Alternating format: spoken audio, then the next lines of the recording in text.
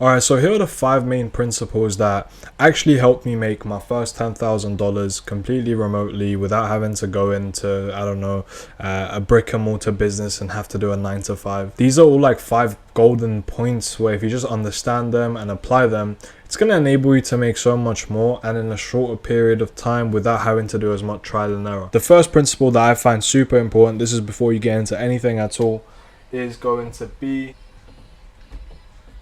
Now, when I say mindset, the biggest thing I'm talking about is for you to genuinely understand that the goals that you're thinking about are completely possible and the fact that you deserve to actually hit and achieve these milestones. Let me give you a very simple example. A lot of you right now watching this video, you want to make your first like $1,000 online, you want to make your first 10,000, 20,000, whatever the case might be. But deep down, you actually don't believe that you can hit these milestones. You don't believe that you're capable of doing $10,000 a month.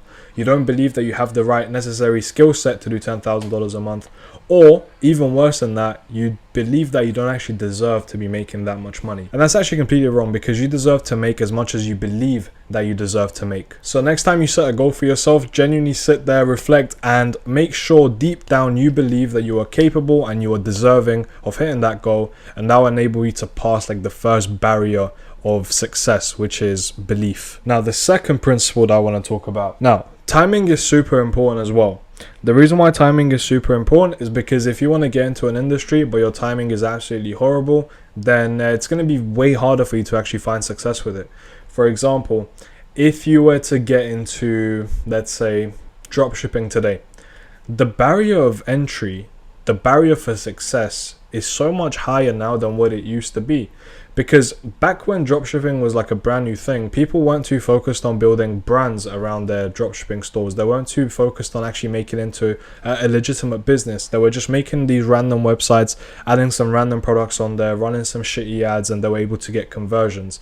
And their businesses looked like 1 month they'd done great, the second month it was horrible, and the third month maybe they found another winning product, and then they found some success, and it was never consistent. Whereas now, the competition that you're going up against, these guys are all veterans because they were doing it in the right timing, and these guys are making brands and they are making these incredible businesses literally just starting from dropshipping. It's not to say that it's impossible. However, when I understood the principle of timing, it just made my decision making a lot better, and it helped me narrow down some choices as well in terms of what business or what sector I was trying to get myself into. The simplest way that you can actually apply this principle is just by doing a little bit of research. When you want to get into a certain market, just take some time to have a look at your competition, have a look at the market as a whole, assess the levels of saturation, and not just saturation, assess the levels of progression alongside saturation. What I mean by that is how good the competition actually is, because if a market is saturated, it doesn't necessarily mean that it's a dead market. I mean, the saturation, the people that are doing it,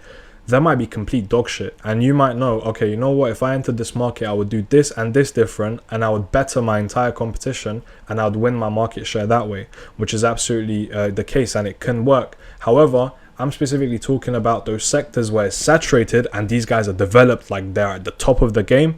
It's going to be a lot harder for you to get into it. Small disclaimer, that second principle only applies to you in the way that I said it if you're getting into business with not that much budget. If you're getting in with hundreds of thousands of dollars, it doesn't really matter. You can enter most industries and still do very, very well. So let's get into the third principle.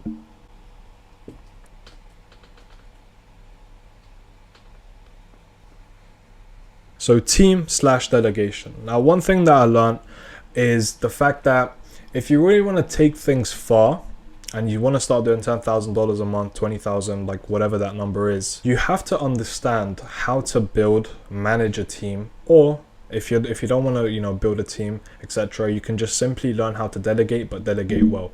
Now, the difference between team and delegation, or like the way that I like to define it, is delegation is mostly just using like contractors and people from like Fiverr, Upwork, things like that. So you're just using them for like a couple of projects, whereas team, these are the people that you speak to daily and they're actively involved in growing the business. When you're making your first $10,000, delegation is going to be the thing that you're using most. And the reason why it's so important to use delegation is because you right now, you might be good at multiple different things. You might be really good at content creation. You might be really good at marketing and running ads. However, you might not be so good at copywriting, just for an example. And what you need to actually excel your business to that next level and to make more might be a copywriter.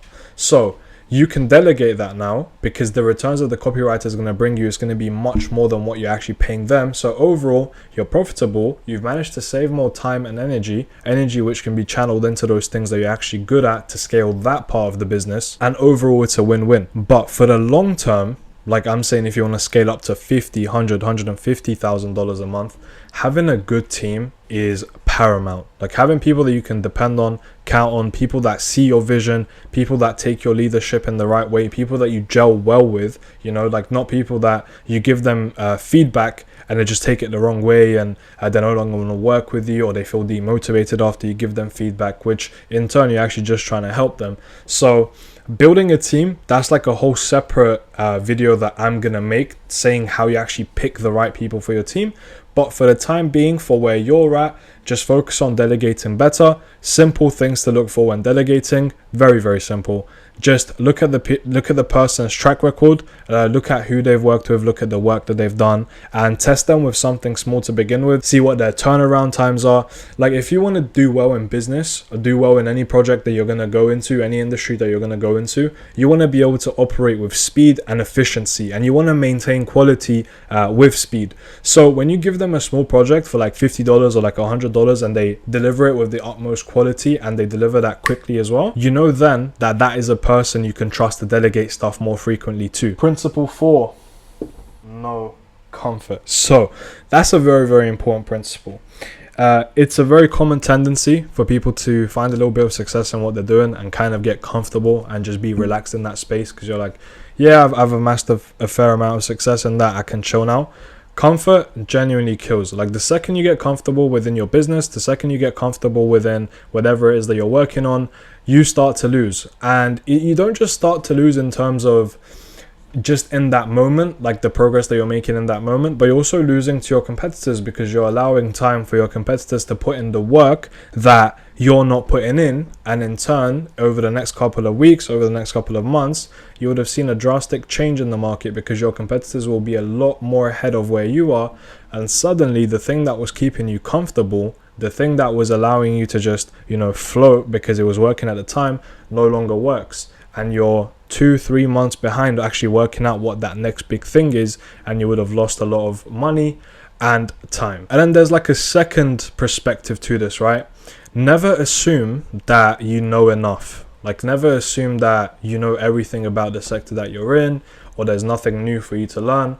Because trust me when I tell you, there is always something you can add to your skills. There's always something that you can improve within what it is that you're doing. And if you maintain hungry and you maintain just driven to continually improving and becoming better, no one's going to be able to stop you. So when I was making, you know, my first, you know, $2,000, $3,000, $4,000, $5,000 a month, etc., I stayed hungry when I could have easily stayed comfortable, because that amount of money was good enough for me to live and do pretty much whatever I wanted, because I wasn't like covering rent or anything like that. However, I stayed hungry. I knew that I wanted more. I knew that I wanted to keep improving, become the best at what it is that I do. And that's what helped me scale to my first $10,000 and then beyond that afterwards. Principle number 5 is reinvest. All right, so pretty much what this simply means is when you make your first money, first $10,000, sorry, don't fuck it up and blow it on bullshit. I'm a great example of fucking up number 5, because there were times when I made a shit ton of money and I just blew it on like clothes and going out like to different types of restaurants, spending money on bullshit that didn't need to be spent on. So as someone who's been there and done it, I'm telling you, definitely don't do that. You know, either save your money for like an opportunity that may come up, or even better, just reinvest it into yourself, reinvest it into growing your business. Because when you put money into the right places, it's never going to depreciate. It's only going to grow and then make you more money in the long term. Like one good example I can say is, if you have 10K like sitting there, you might want to invest into, I don't know, like a program that you've been meaning to do.